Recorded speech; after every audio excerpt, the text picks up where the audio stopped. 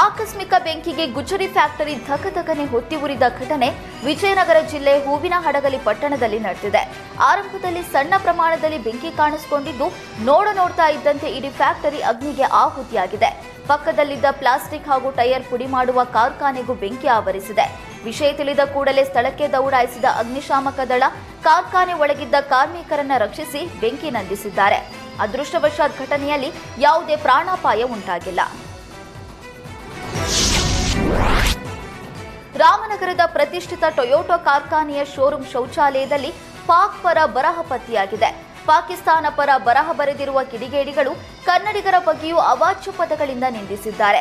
ಸ್ಥಳಕ್ಕೆ ಭೇಟಿ ನೀಡಿ ಪರಿಶೀಲನೆ ನಡೆಸಿದ ಬಿಡದಿ ಪೊಲೀಸರು ಕಾರ್ಖಾನೆಯ ಸಿಸಿಟಿವಿ ಪರಿಶೀಲನೆ ಮಾಡಿ ಕಾರ್ಮಿಕರಿಂದ ಮಾಹಿತಿ ಸಂಗ್ರಹಿಸಿದ್ದಾರೆ. ಕಿಡಿಗೇಡಿಗಳ ಬಂಧನಕ್ಕೆ ಒತ್ತಾಯಿಸಿ ವಿವಿಧ ಕನ್ನಡ ಪರ ಸಂಘಟನೆಗಳು ಕಾರ್ಖಾನೆ ಬಳಿ ಪ್ರತಿಭಟನೆ ನಡೆಸಿದ್ರು. ಇದು ದೇಶದ್ರೋಹದ ಕೆಲಸ, ದೇಶ ವಿರೋಧಿಗಳನ್ನ ಗಡೀಪಾರು ಮಾಡುವಂತೆ ಒತ್ತಾಯಿಸಿದ್ರು. ಇದೇ ವೇಳೆ ಕಾರ್ಖಾನೆ ಆಡಳಿತ ಮಂಡಳಿ ವಿರುದ್ಧವೂ ಕನ್ನಡ ಪರ ಸಂಘಟನೆಗಳು ಆಕ್ರೋಶ ಹೊರಹಾಕಿದ್ವು. ಕಾರ್ಖಾನೆ ಆಡಳಿತ ಮಂಡಳಿ ಕೇವಲ ನೋಟಿಸ್ ಬೋರ್ಡ್ನಲ್ಲಿ ಎಚ್ಚರಿಕೆ ನೀಡಿ ಸುಮ್ಮನಾಗಿದೆ. ಆರೋಪಿಗಳ ವಿರುದ್ಧ ಯಾವ ಕ್ರಮವೂ ಕೈಗೊಂಡಿಲ್ಲ ಅಂತ ಕಿಡಿಕಾರಿದ್ರು. ಬೆಂಗಳೂರಿನಲ್ಲಿ ಸಿಲಿಂಡರ್ ಕಳ್ಳರು ಮತ್ತೆ ಆಕ್ಟಿವ್ ಆಗಿದ್ದಾರೆ. ಪ್ರಮುಖ ಏರಿಯಾಗಳನ್ನೇ ಟಾರ್ಗೆಟ್ ಮಾಡ್ತಾ ಇರುವ ಕಳ್ಳರು ಮನೆ ಹೊರಭಾಗದಲ್ಲಿ ಇಟ್ಟಿರುವ ಸಿಲಿಂಡರ್ಗಳನ್ನ ಹೊತ್ತೊಯ್ದಿದ್ದಾರೆ. ಈಜಿಪುರ, ಕೋರಮಂಗಲ ಸೇರಿದಂತೆ ಹಲವು ಕಡೆ ಮನೆ ಪಾರ್ಕಿಂಗ್ ಲಾಟ್ನಲ್ಲಿರುವ ಸಿಲಿಂಡರ್ಗಳನ್ನ ಏಕಾಏಕಿ ನಾಪತ್ತೆ ಮಾಡಲಾಗ್ತಿದೆ. ಇತ್ತೀಚೆಗೆ ಬೆಂಗಳೂರಿನ ಏರಿಯಾ ಒಂದರಲ್ಲಿ ಸಿಲಿಂಡರ್ ಕಳ್ಳತನವಾಗಿದೆ. ಮನೆಯಲ್ಲಿ ಯಾರೂ ಇಲ್ಲದನ್ನ ಗಮನಿಸಿ ಎಂಟ್ರಿ ಕೊಟ್ಟ ಇಬ್ಬರು ಕಳ್ಳರು ಸ್ಕೂಟಿಯಲ್ಲಿ ಸಿಲಿಂಡರ್ನ ಎತ್ತೊಯ್ದಿದ್ದಾರೆ. ಕಳ್ಳತನದ ದೃಶ್ಯ ಸಿಸಿಟಿವಿಯಲ್ಲಿ ಸೆರೆಯಾಗಿದ್ದು ಕಳ್ಳರನ್ನ ಬಂಧಿಸುವಂತೆ ಪೊಲೀಸರಿಗೆ ನಿವಾಸಿಗಳು ಮನವಿ ಮಾಡಿದ್ದಾರೆ.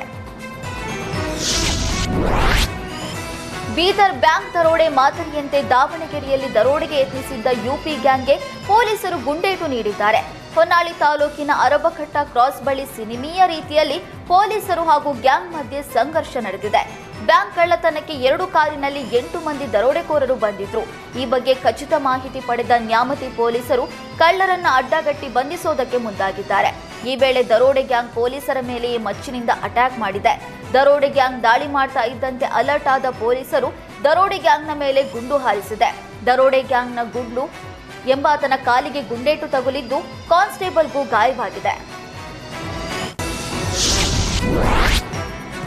ಸುಗ್ರೀವಾಜ್ಞೆ ಬಳಿಕವೂ ಬೆಳಗಾವಿಯಲ್ಲಿ ಫೈನಾನ್ಸ್ ಸಿಬ್ಬಂದಿ ಕಿರುಕುಳ ಮುಂದುವರೆದಿದೆ.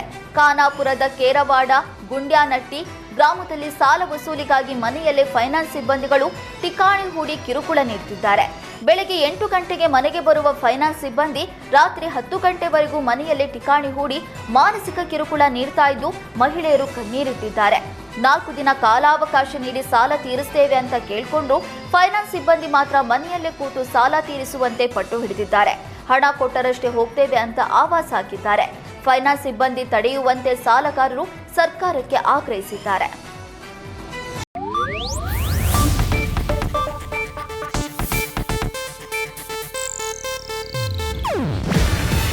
ಇದು ಏಷ್ಯಾನೆಟ್ ನ್ಯೂಸ್ ನೆಟ್ವರ್ಕ್ ಪ್ರಸ್ತುತಿ. ನೀವು ನೋಡ್ತಿದ್ದೀರಾ ಏಷ್ಯಾನೆಟ್ ಸುವರ್ಣ ನ್ಯೂಸ್.